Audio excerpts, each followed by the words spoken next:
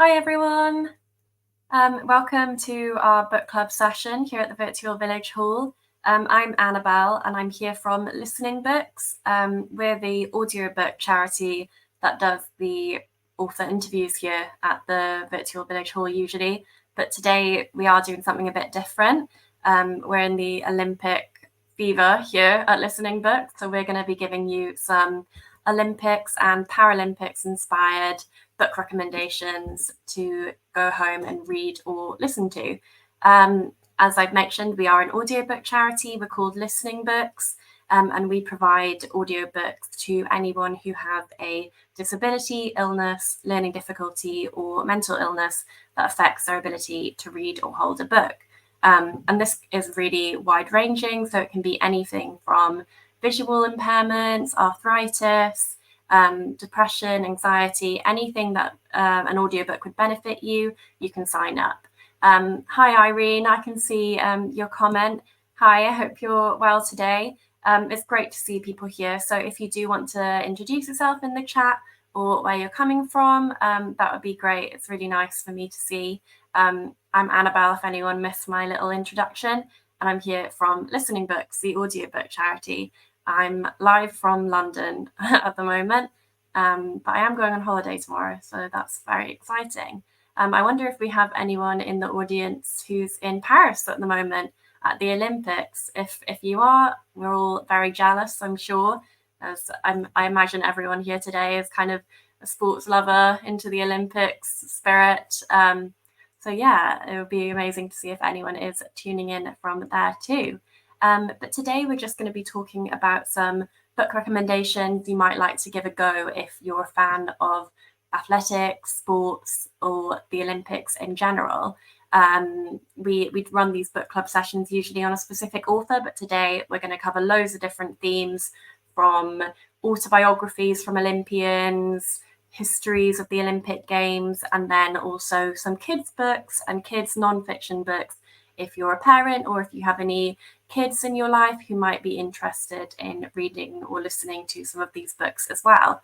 I'll get started in a couple of minutes' time just to give people a chance to join. But until then, it would be great to see some of you in the chat. We've got Irene saying hi, which is amazing. As well, if you have any kind of recommendations of your own throughout the session, I'd absolutely love to hear them. In our charity, we try and get as many books as possible that our members will be interested in. We're very member-led, so we take lots of requests from our members to see what they'd like to listen to, what they want to hear. So if you do have any books you can think of that you'd like to be added to our collection, or any recommendations that you think our members would enjoy, that would be amazing. I'll definitely take a note of them and pass them on to our team to add to our collection. We'll be talking about, I think it's probably around 30 plus books today, but we have loads more. We have over 8,000 books in our collection at the moment, and that's constantly growing. So as I said, if you do have any recommendations, it would be great to hear them to add to our collection. But we've been here for about 5 minutes now, so it might be a good time to get started with the recommendations. I do have a PowerPoint I'll be sharing with you all so you can see the covers. And as well, the team from the Virtual Village Hall will be posting the links to the books on our website throughout. All you need to do is join up to Listening Books. It's £20 a year, all free if this would be a barrier to joining. And you can listen to all of these books whenever, as well as thousands more. So I think we'll get started now with the recommendations. If the team want to make that a little bit bigger so everyone can see. Our first theme will be athlete autobiographies. We have a lot of these at Listening Books, as you can see on the screen, from all different kinds of athletes, past and present.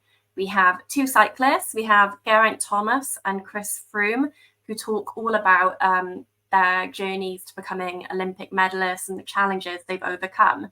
What's good about athlete autobiographies is that it's not all about the sport, even though I'm sure a lot of people do love to hear all about the sport. It also tells the stories of their lives. So in Chris Froome's book, for example, he talks about how he overcame injury, illness, and also dealt with grief from his mother passing away before his first Tour de France. It was only 5 weeks before his debut at the Tour de France. His mother sadly passed away from cancer. So he talks about dealing with that grief and how he overcame struggles to become an Olympic champion and win the Tour de France.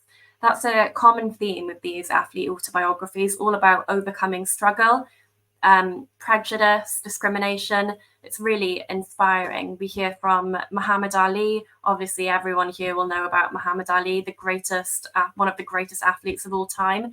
In his book, he talks about overcoming discrimination, prejudice, and various other obstacles in his way to becoming, as I said, one of the greatest athletes of all time. You can see on the image Simone Biles' autobiography as well. I'm sure you've been seeing Simone Biles everywhere lately. She's won 4 medals, I think it is, at the Games. And there's that picture going around the internet of her holding all of these medals. She's so tiny and the medals take up about half of her. And it's just amazing, her story as well. So we definitely recommend giving that a listen. While it's a good listen for anyone, it's an amazing listen for all ages. So it's a great read or listen for young girls who might want to be inspired to go into sport, or really anything that there are challenges against them and they want to push themselves to achieve. Limitless here by Mallory Wegerman is also an amazing listen. Mallory is a Paralympic athlete from the United States. She actually became paraplegic in 2008, I think it was, after she had an epidural for back pain, and it left her paralyzed. But she did not let that stop her. She became a Paralympic swimmer, and she's gone ahead to win medals in the Tokyo Games and in the London Olympics as well. So that's a really inspirational listen if you're looking to something to inspire you to go and chase your dreams. As we hear about from Nicola Adams as well. You might all know Nicola Adams. She's quite a household name now. And her book really tells that story about how she pushed against defeat, prejudice, all kinds of things for her gender, her race, to becoming one of the most celebrated athletes in British history. She was actually the first woman to win at a boxing competition in the Olympics, which is honestly amazing to have her as part of Team GB, and we're really glad to have her audiobook in our collection as well. Also, Mo Farah, everyone will know him, the Mobot. This book tells the story of becoming a boy who moved over to Britain at the age of 8 with his twin brother from Somalia to becoming literally one of the most celebrated athletes of all time. These are just a selection of some of the autobiographies we have at Listening Books. We have loads more, whether that's athletes, musicians, comedians. If you have any recommendations of other athlete autobiographies, that would be great to hear, because, as I said, we're always looking to add new titles to our catalogue. So yeah, just let us know in the comments if you've read any other inspirational autobiographies by Olympians or athletes. We'd love to hear about it. So our next slide of recommendations is slightly different. It's kind of for you if you prefer to hear about the history of the Olympics. You want to really get into the why it's happened, all the different stories of the past. Maybe you love the Olympics, but you're not as big of a sports fan. You love the joy of it and the celebration. These books are for you. So our first book in the top left corner is the Ration Book Olympics, from when London hosted the Austerity Games. This was actually written and read by Claire Balding, who you might know from Olympic coverage, Wimbledon coverage, and so on.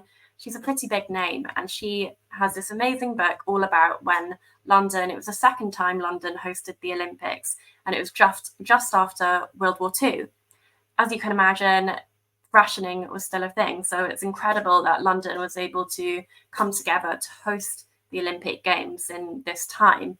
Claire even talks to Olympians from the time. I think it was in the Ration Book Olympics that Claire talks about were in 1944, I think it was, 1942. I think. Well, anyway, it was written as a celebration of London hosting the Olympics in 2012, as we all know. But obviously that was a very different experience to the Austerity Games. And Claire even managed to find some athletes that competed in the games back when it was 1948, the Russian Olympics. So it's amazing to hear from all of these Olympians who, from the past as well as from the present. We have a similar history of the Olympics in the 1980 Moscow Olympics, where Sue McGregor speaks to different athletes who competed or didn't compete in the 1980 Olympics due to the encouraged boycott by President Carter and Margaret Thatcher at the time. It was after, during the Cold War, when Russia invaded Afghanistan. So a lot of athletes were encouraged not to participate in the games. It was very controversial, and this book talks to some of the athletes from the time to learn more about what it was like to participate or not participate in those games and the different pressures, political pressures that came along with it. And then we kind of step a bit further back to For the Glory, The Life of Eric Liddell by Duncan Hamilton. You might have heard of Eric Liddell in a little film called Chariots of Fire, where Eric was immortalized forever. But Duncan Hamilton claims that this film only scratches the surface of Eric Liddell's amazing life.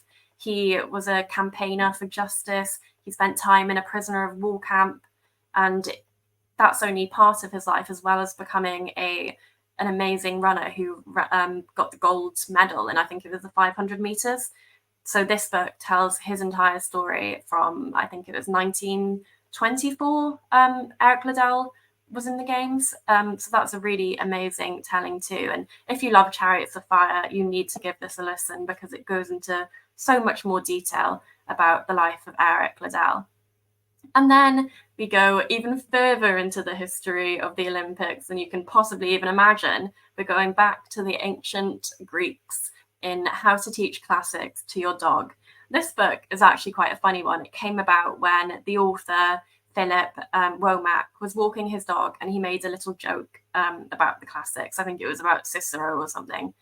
And he looked at his dog expecting a laugh back. And of course, the dog only said at him blankly. And Philip thought, how would I best teach classics to my dog? So he went around writing a book about it and explains the Greek and Roman classics in a way that's really easy to access. Even a dog could understand it, according to Philip. So this would be a great one if you'd like to learn a bit more about how it all began, the origins of the Olympic Games back in the day when they were competing in Greece for the gods. They would do it for. That's why it's called the Olympics, because they were competing to show their respect to the Olympians, the Olympic gods. And then, of course, we had to give a shout out to our patron here at Listening Books, Stephen Fry. Stephen Fry has been our patron for a long time now, and we're really grateful to have him. He's got these amazing books on Greek myth, as well as all of his comedy work. And just one of them is Heroes. And that tells you all about Greek heroes, like Hercules, for example, all of the heroes in myth that really inspired the original Olympic Games, that they heard all of these stories from the past about these epic displays of strength, resilience, power, and they started to use those to compete themselves and prove their worth to the Olympic gods. So this is another great book from Stephen Fry, also excellently narrated by Stephen. We're really lucky to have him as our patron, as a fantastic audiobook narrator. Some of you in the audience might know him from narrating the Harry Potter books. He's a fabulous narrator, and Heroes is no exception. And it's kind of even better when he's reading his own work, we like to think. But if we go on to the next slide now, this is a slide for the sports lovers. You might be here because you just love sport. It doesn't matter if it's the Olympics, doesn't matter if it's athletics, any sport you can get your hands on, you want to read about it, you want to listen to it. There are quite a few sports as well that aren't in the Olympic Games or have only just been added to the Olympic Games. So some of these books are great ways to learn more about those sports. We have first the Cycling Podcast, A Journey Through the Cycling Year. This takes you through all of the cycling competitions that there are, not just the Olympics. Obviously, that's only every other 4 years, but we have the Tour de France, the Vuelta, loads of different sports that we have these cycling experts talk about. And it's not just all about cycling. It also gives you some great ideas for holidays in the Netherlands and Belgium as you follow the races throughout Europe. And it has some pretty good beer recommendations as well, I've heard. So that might be a good one for you if you're interested in that. We also have another podcast recommendation, the Football Ramble. The hosts of this award-winning podcast, who they give an independent, unbiased view on football. They've come together to write a book and narrate an audiobook about the game that they love. And I'm sure we'll have some football fans in the audience who might be missing the football at the moment. Don't worry, there's not long left to go. But if you can't wait until the season begins, the Football Ramble would be a great way to get involved with football again before the season starts. And those are both available on Listening Books. We also have some slightly different books. We have Driven by Rosemary Smith, who is a pioneering American motorsports competitor. She broke through the gender barriers of motorsport racing, which, as I'm sure we can all imagine, is a very male-dominated sport. But Rosemary broke through those barriers to become a winner for some of the most famous rallies in the world, in Monte Carlo, for example. And this book tells her story. We also have Rugby Union, Wit, Wisdom and Mud, which is an incredible book again. It's something a bit different to the ones we've had before. It's kind of similar to the history books that we've been talking about. It goes through the BBC sound archives from decades back, and we hear from some of the rugby legends in the rugby union world. We hear from Barry John, for example, the late Barry John, Gareth Edwards, and Richard Burton, all about their love of rugby, all about the game. And I have picked those because I am Welsh. I didn't actually know the others that were contributing, but there were some really great other names, of course, as well as Richard Burton. It's always great to listen to him. And then we have The Push as well by Tommy Caldwell. This is an interesting one. Some of you might know that climbing was only introduced in the Olympics in 2020 in the Tokyo Games. So it's a relatively new sport into the Olympics. And Tommy Caldwell is one of the leaders in the sport of climbing. He's done some incredible things, climbed Yosemite, loads of different walls that I wouldn't even dream of going anywhere near. And he features in Free Solo, if you've seen that documentary, that it follows the journey of Alex Honnold as he free climbs up, I'm not sure of the name of it, but a massive rock face in America. He free climbs that without any equipment, which is incredible and scary, but Tommy Caldwell will tell you more about that in his book, The Push.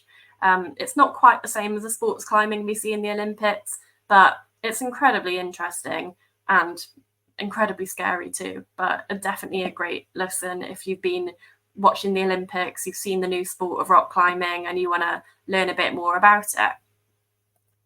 Now we have sports fiction. Here at the book club, I'm sure a lot of you are fiction lovers rather than non-fiction, maybe both, but most book clubs do love some fiction books. So I picked some here for you. These are all sports fiction books that kind of have a themed around sports, not necessarily the Olympics, but I'm sure we're all sports lovers here, and these will definitely help you to get into the sporty world and keep going with the athletics theme even after the Olympics has ended. First, we have Injury Time by Duncan Hamilton. You might recognize that name because Duncan Hamilton also wrote the book about Eric Liddell from the Chariots of Fire that we looked at on the history page. Duncan Hamilton is actually one of the most renowned sports writers in the world, and Injury Time is his first novel. So it's about kind of how football, the love of football takes over, how it's all encompassing being a football fan. I'm sure we'll have some football fans who will know just how important it is to you, or we might have some family members. I know, for example, with my dad and my brother, how obsessed they are with football, how it's all encompassing. And this book really pays testament to that, just how important football is for a lot of people. So if you're a football fan, definitely give that a read or a listen. It's a really good book. kind of similar to Fever Pitch by Nick Hornby. If you like that, it's a kind of more fictionalized version of that, but it does include lots of real life anecdotes, lots of real life players from England in I think the 90s, in about 2 decades within that period. So it's really interesting. If you're a football lover, definitely give that a recommendation. Now we have Beartown by Frederick Backman. This is also a sports themed one, but it's something a bit different, a bit more dark maybe. So it's a tiny little town in America, but they have a big dream. They have an abandoned old ice hockey arena, and no one's really played it for years. And then all of a sudden, this new team of young boys, middle schoolers, become amazing champions, national champions.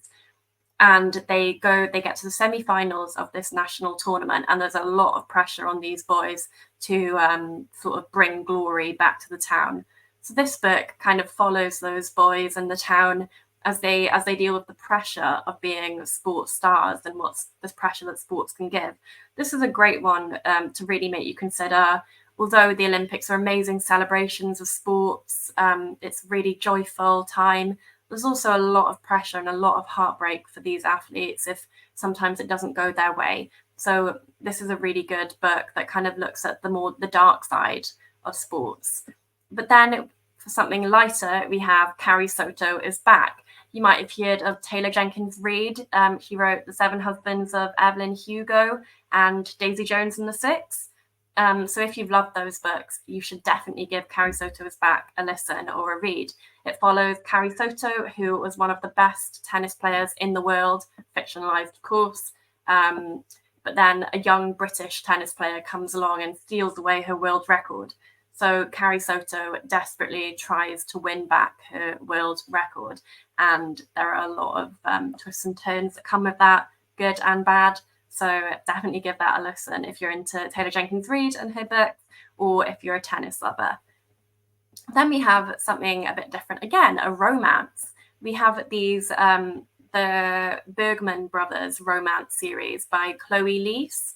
It starts with Only When It's Us, which is what we have on the screen, but there are 5 of these books, and they all sort of revolve around this family, the Bergmans, who are amazing at loads of different sports, football, soccer, hockey, and they all end up having sort of like a romance on the field or on the pitch, wherever they are.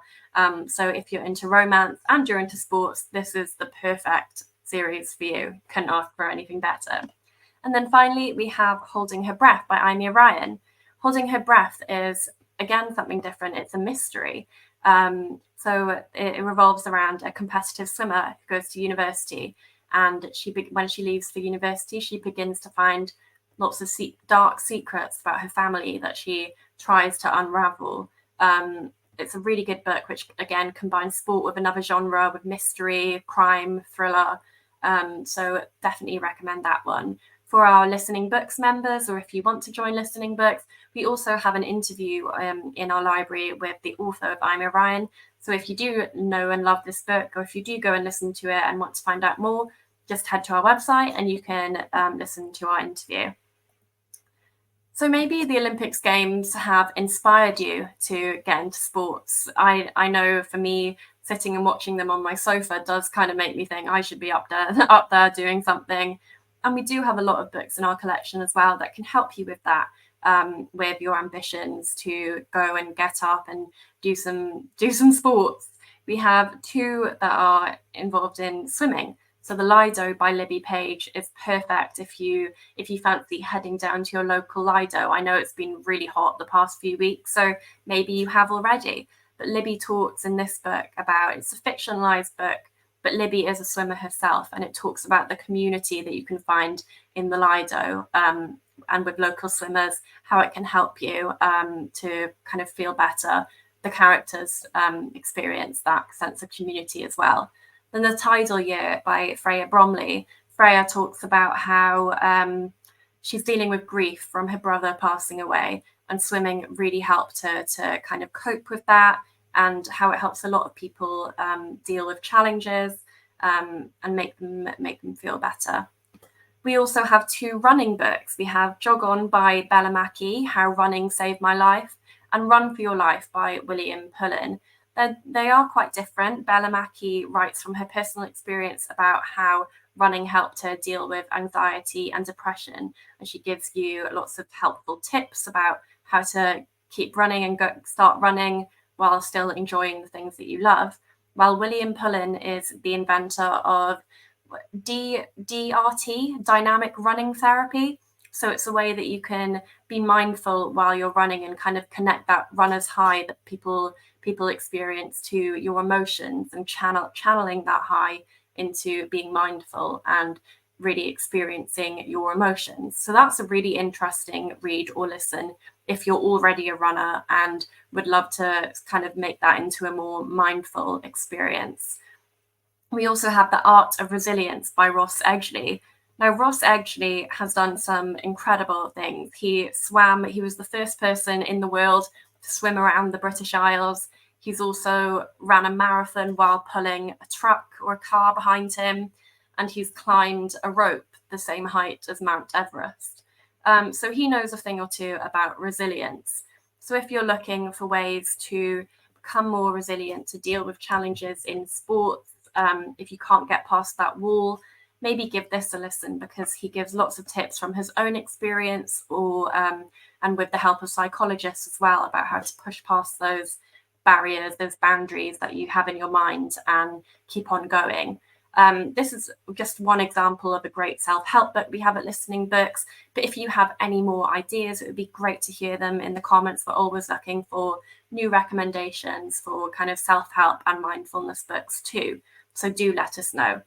So that's we've come to the end of our adult books, and I do have a few for children as well, in case you haven't, if there are any kids watching, or if you're a parent with some very listless children at home over the summer, maybe you want them to start reading or getting into an audiobook. Here we have some inspiration for children. We have Women in Sport, 50 Fearless Pioneers Who Play to Win. This is a great book about some female athletes throughout history who broke the barriers and became champions in their sports, which is a great example for young girls to show that they can do anything. Another book that gives an example to young girls is Roar by Beth Mead, who was one of the lionesses that took England to victory in the Euros. Beth tells young people, not just girls, boys as well, how to dream big and achieve their dreams, and also how they can apply what they learn on the pitch or in sports halls into success in their own life. So really transferring those sports skills into skills as they're growing up and socializing and going to school, things like that. So that's a really great one from Beth Mead. We also have more inspirational books for kids with Be Amazing from Sir Chris Hoy and You Are a Champion from Marcus Rashford. These are books that really help kids to follow their goals and be the best they can be, in the words of Marcus Rashford. They have really good tips on how to keep going and keep achieving your dreams. Chris Hoy talks from his own experience of never believing that he would achieve his childhood dream of winning an Olympic medal to becoming a gold medalist in cycling. Then we also have Just Like Me by Louise Gooding. This is an amazing book, especially as we're leading into the Paralympic Games, to show children amazing examples of neurologically and physically diverse people who broke the stereotypes. We have some sports stars in this book. We have Simone Biles, who actually has ADHD, and Usain Bolt, who had scoliosis as a child. A lot of people don't know that, and how they overcame these difficulties or these challenges to become sports superstars. And then finally, we have sports fiction for kids as well. These are great examples too. We have Air by Monica Rowe, which talks about a young girl as she aims to kind of soup up her wheelchair to become a WCMXer, which is like a combination of wheelchair and BMX. So that's all about her journey to do that.